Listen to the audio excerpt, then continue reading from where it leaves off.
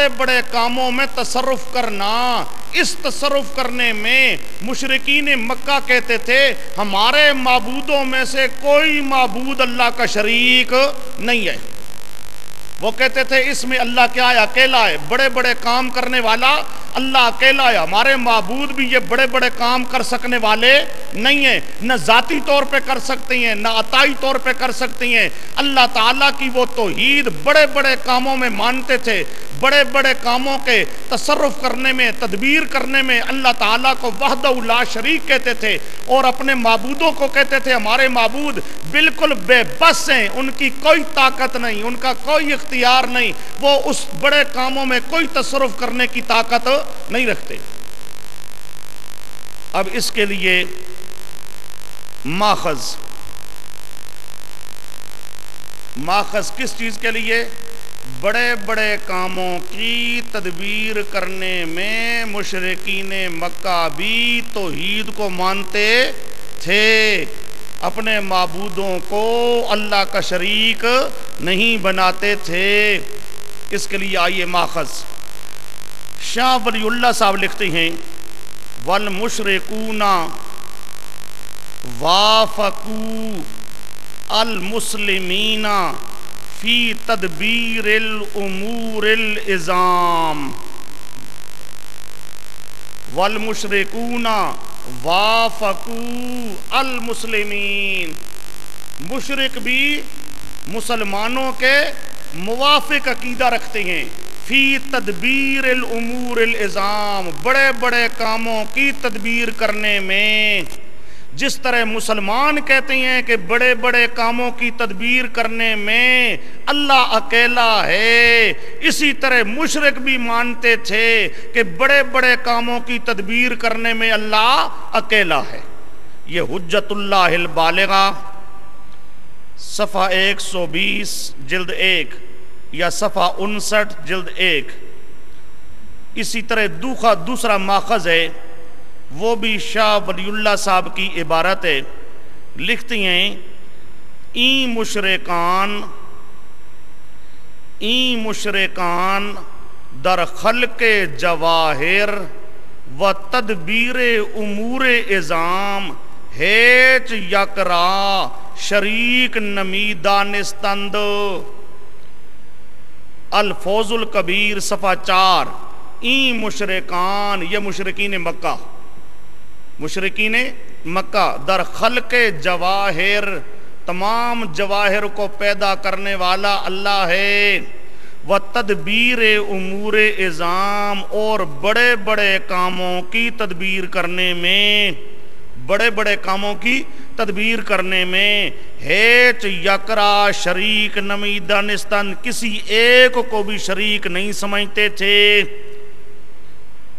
بڑے بڑے کاموں کی تدبیر کرنے میں کسی ایک کو بھی، اپنے معبودوں میں سے کسی ایک کو بھی اللہ کا شریک نہیں سمجھتے تھے۔ تفسیر الفوز الکبیر صفحہ 4۔ اب یہ آپ کے سامنے ماخذ آیا اس بات کا کہ بڑے بڑے کاموں کی تدبیر کرنے میں مشرکین مکہ توحید کو مانتے تھے، شرک کے قائل نہیں تھے، شرک کے قائل نہیں تھے۔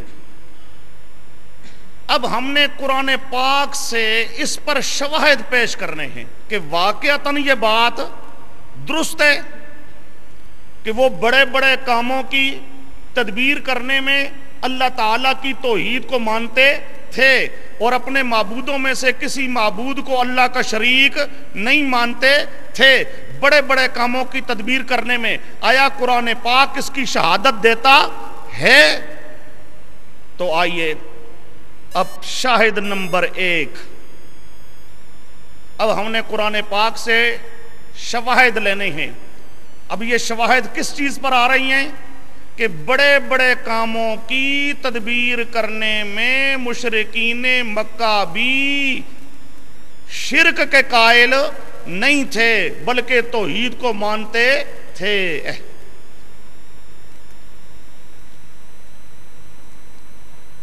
پہلا شاہد اس کا تعلق ہے شمس و قمر کی تسخیر کے ساتھ، دربارہ تسخیر شمس و قمر، سورج اور چاند، سورج پر حکم چلایا جائے کہ سورج تو آ جا، غروب ہو جا، ایسا ہو جا، ایسا ہو جا،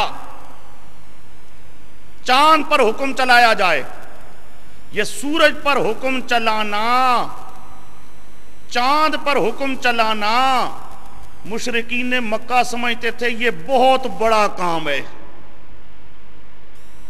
سورج پر چاند پر حکم چلانا یہ امور عظام میں سے ہے، یہ بڑے بڑے کاموں میں سے ہے، اور ان بڑے کاموں کے اندر اللہ ہی کا حکم چلتا ہے۔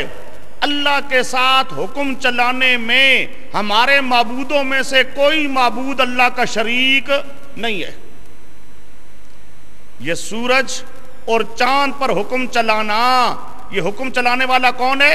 اللہ۔ یہ حکم چلانا امور عظام میں سے بڑا ایک امر ہے، اور اس امر میں اللہ کا کوئی شریک نہیں ہے۔ آئیے قرآن پاک کی آیت، سورۃ عنکبوت کی آیت ہے، وَلَئِن سَأَلْتَهُمْ مَنْ خَلَقَ السَّمَاوَاتِ وَالْأَرْضَ وَلَئِن سَأَلْتَهُمْ مَنْ خَلَقَ السَّمَاوَاتِ وَالْأَرْضَ وَسَخَّرَ الشَّمْسَ وَالْقَمَرَ لَيَقُولُنَّ اللَّهُ فَأَنَّىٰ يُؤْفَكُونَ۔ یہ سورۃ عنکبوت آیت نمبر 61 پارہ 21، وَلَئِن سَأَلْتَهُمْ، آپ سوال کریں ان مشرکوں سے، من خلق السماوات والارض، کس نے پیدا کیا آسمانوں کو اور زمین کو، وسخر الشمس، کس نے مسخر کیا سورج اور چاند کو، سورج اور چاند کو کس نے مسخر کیا، یعنی سورج اور چاند پر حکم چلانے والا کون ہے؟ سمجھے؟ سخر الشمس، سورج اور چاند کو مسخر کرنے والا، سورج اور چاند پر حکم چلانے والا۔ آپ پوچھیں ان سے کہ کون ہے، تو لَيَقُولُنَّ،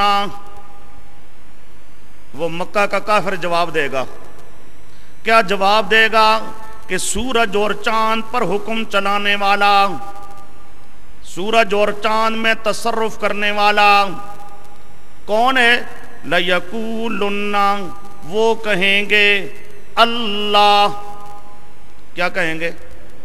یہ سورج اور چاند پر حکم چلانا، سورج اور چاند میں تصرف کرنا، سورج اور چاند کی تدبیریں کرنا، سمجھے؟ یہ بڑا کام ہے۔ پوچھا جائے یہ تدبیریں کرنے والا، ان پر حکم چلانے والا کون ہے، تو مکہ کا کافر بھی مانتا تھا کہ لَيَقُولُنَّ اللَّهُ، یہ کام کرنے والا کون ہے؟ اللہ۔ کون ہے؟ اگر ان کا عقیدہ ہوتا جی اللہ بھی یہ کام کرتا ہے، اور ہمارے معبود کون؟ لات، عزا، ہبل، جو انہوں نے اپنے معبود بنائے ہوئے تھے، اگر وہ اپنے معبودوں کے لیے قائل ہوتے تو وہ کیا کہتے؟ لَيَقُولُنَّ اللَّهُ وَاللَّاتُ وَالْعُزَّى وَهُبَلْ، یوں کہتے ہیں اللہ بھی یہ کام کرتا ہے، ہمارے معبود بھی یہ کام کر سکتے ہیں۔ لیکن قرآن پاک کیا کہتا ہے؟ وہ کیا جواب دیں گے؟ وہ یہ نہیں کہیں گے کہ ہمارے معبود جو پیر فقیر ہیں وہ یہ کام کر سکتی ہیں، سورج کو روک سکتی ہیں، چاند کو روک سکتی ہیں، چاند سے باتیں کر سکتی ہیں، سورج سے باتیں کر سکتی ہیں، سورج جب تک ان کو سلام نہ کرے اس وقت تک سورج طلوع نہیں کرتا، وہ کبھی آ نہیں سکتا۔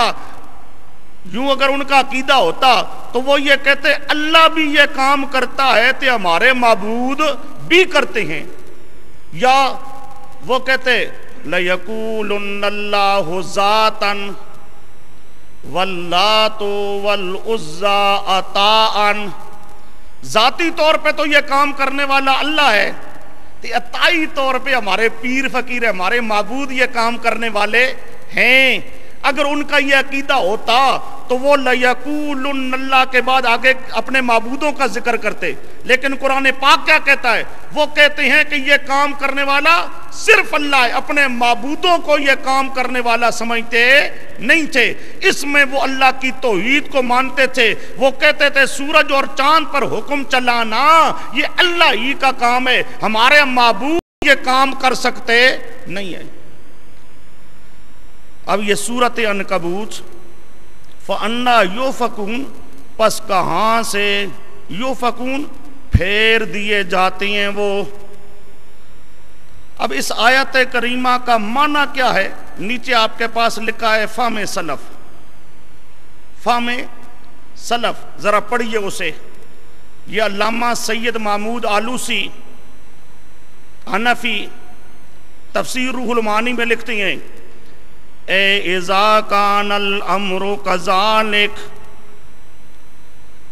اذا کان الامر کذالک فکیف یصرفون عن الاقرار بتفردہ عز وجل فی الالوہیت ما اقرارہم بتفردہ فیما ذکر من الخلق والتسخیر. روح المعانی صفحہ 11 جلد نمبر 21.